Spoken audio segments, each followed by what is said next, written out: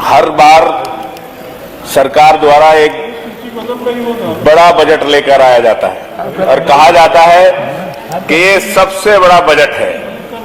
लेकिन अगर इस बजट के बाद जो उत्तर प्रदेश के नौजवान थे, जो किसान थे, जो मजदूर थे, जो गरीब लोग थे, उन्होंने निश्चित तौर पर अपने को ठगा सा महसूस किया होगा। हम बड़ा बजट जरूर लाते हैं, लेकिन जो पिछला बजट है, अगर हम उसको देखेंगे तो उस बजट को हमने पूरा खर्च करने का काम नहीं किया। जब पुराना बजट खर्च नहीं हुआ तो मैं नहीं समझता कि इतना बड़ा बजट लाने का कोई वजह था। मान्यवर, सरकार द्वारा पंचायत राज के अंदर पंचायतों की आर्थिक स्थिति को त्वरित गति और सुदृढ़ करने के उद्देश्य से 15 वित्त आयोग और राज्य वित्त आयोग का प्रधानों को पैसा मिलता है। हर प्रधान गांव के विकास की जड़ राज्य वित्त आयोग और 15 वित्त आयोग है। सरकार बड़ा पीठ थपथपा रही है कि उसने करोड़ों नौकरियां दे दी, 5 लाख नौकरियां दे दी। उन्होंने नौकरियां कैसी दी हैं? नौकरियां ऐसे दिए है कि उन्होंने अभी पंचायत सहायक की एक भर्ती की, हर गांव सभा के अंदर एक पंचायत सहायक रखा, लेकिन कहीं पर भी इस बजट के अंदर उनका वेतन का कोई प्रावधान नहीं किया, बल्कि उसके 6,000 रुपए वही राज्य वित्त आयोग जो गांव की विकास की निधि थी उससे देने का काम सरकार ने करने का काम किया। एक उन्होंने शौचालय बनाए, शौचालय में जो सफाई कर्मचारी रखे उसका भी पैसा प्रधानों के उससे देने का काम किया। तो मैं कह सकता हूं कि अगर सरकार सच्ची गांवों के विकास को करने वाली या पंचायत राज के अंदर पंचायत राज को सुदृढ़ करने वाली होती, गांवों को मजबूत करने वाली होती, तो इन नौकरियों का अलग से प्रावधान करती और प्रधानों में जो गांव हैं, गांव के प्रधान हैं, उनके पेट पर लात मारने का काम नहीं करती। निश्चित तौर पर ये पैसा जो खर्च हो रहा है वो गांवों के विकास का पैसा खर्च कर सरकार अपना पीठ थपथपाने का काम कर रही है। जहां तक सरकार है, सरकार कायाकल्प के नाम पर अपना पीठ थपथपाने का काम कर रही है, लेकिन जो स्कूलों के अंदर पैसा लग रहा है वो भी राज्य वित्त आयोग और 15 वित्त आयोग के तहत जो मिलने वाली राशि है उससे लगने का काम कर रहा है।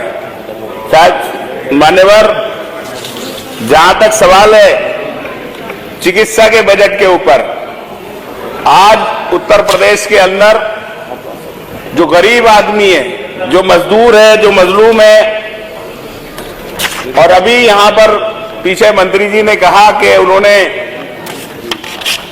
ऑक्सीजन प्लांट जगह जगह पर लगवाने का काम किया। मंत्री जी अपने जवाब के अंदर कह रहे थे कि ऑक्सीजन प्लांट, लेकिन मैं कह सकता हूं जो माननीय विधायकगणों ने भी 50-50 लाख रुपए ऑक्सीजन प्लांट दिया, वो इसलिए दिया कि कोरोना काल के अंदर जो ऑक्सीजन की कमी हो गई थी, इसलिए वो ऑक्सीजन प्लांट लगाए गए।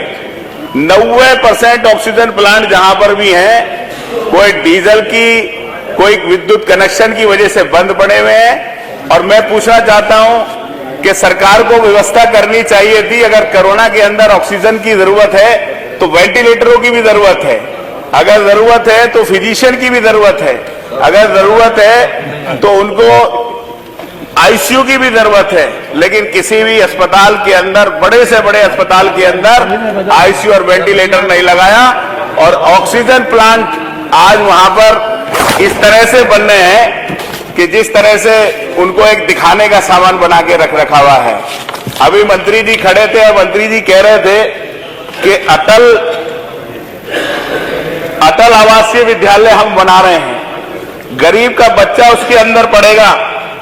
लेकिन मैं कहना चाहता हूं अध्यक्ष जी कि पंजीकृत निर्माण श्रमिक बच्चों और अनाथ बच्चों के लिए विद्यालय बनाए जा रहे हैं। 6 से 12 तक निःशुल्क शिक्षा दी जा रही है।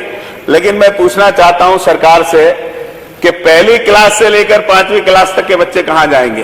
पहली क्लास से 5वीं क्लास के बच्चे क्या होटलों पर बर्तन मांजेंगे, या वो गरीब बच्चे वो कहीं पर मजदूरी कर बाल मजदूरी के जो ढंढोरा पीटते हैं वो करने का काम करेंगे? मैं कहना चाहता हूं अगर ये सच्ची हस्ती सी गरीबी होगी थी तो इस अटल आवासीय विद्यालयों के अंदर पहली क्लास से लेकर 12वीं क्लास तक इन लोगों को उसके अंदर काम करने का काम करना चाहिए था। जहां तक सवाल है, अभी माननीय मुख्यमंत्री जी की एक भावी योजना है आरओ पेयजल योजना। प्रदेश के जापानी इंफ्लोराइटिस और एईएस प्रभावित बस्ती, गोरखपुर मंडल, बुंदेलखंड, बांदा, चित्रकूट के जनपदों के अंदर प्राथमिक उच्च माध्यमिक स्कूलों के अंदर आरओ यंत्र लगाए जाएंगे जो बच्चों को अच्छा पानी मिल सके, बच्चों को क्लीन पानी मिल सके। लेकिन मैं पूछना चाहता हूं सरकार से कि बच्चा स्कूल के अंदर 6 घंटे रहता है, 6 घंटे तो वो आरओ का पानी पिएगा और उसके बाद घर पे जाके 18 घंटे जो पानी पिएगा वो पानी वही पिएगा जो पानी उसको बीमारी पर ले जाता है, जो पानी उसको बर्बाद करने का काम करता है। मैं ये सीधा सीधा कह सकता हूं, ये सिर्फ जनता को गुमराह करने की योजनाएं हैं और जनताओं के अंदर इन लोगों ने इस तरह की योजना लाकर लोगों को लोग लुभावना काम करने का काम किया है।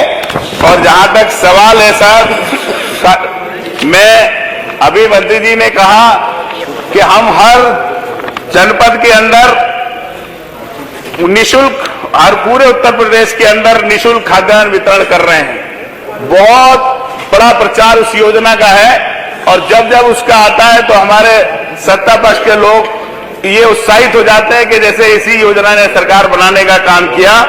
सरकार ने इस योजना को 2 जून 2022 तक बढ़ाया है।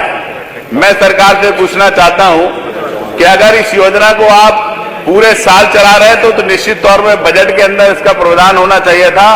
लेकिन मैं पूछना चाहता हूं कि यह योजना क्या 2 जून 22 के बाद बंद हो जाएगी?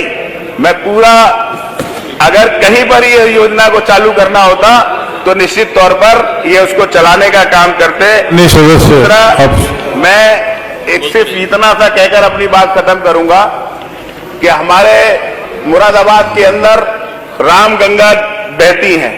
रामगंगा जी के मुस्तापुर से लेकर सलमसराय गांव पड़ता है जो मेरी विधानसभा के अंदर आता है।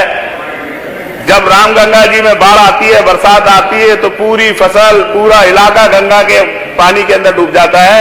मेरा अनुरोध है कि उसके ऊपर बांध जो बनना है वो पूरा बांध सलमसराय तक बना दिया जाए। आपने मुझे बजट पर बोलने का मौका दिया, आपका बहुत बहुत धन्यवाद।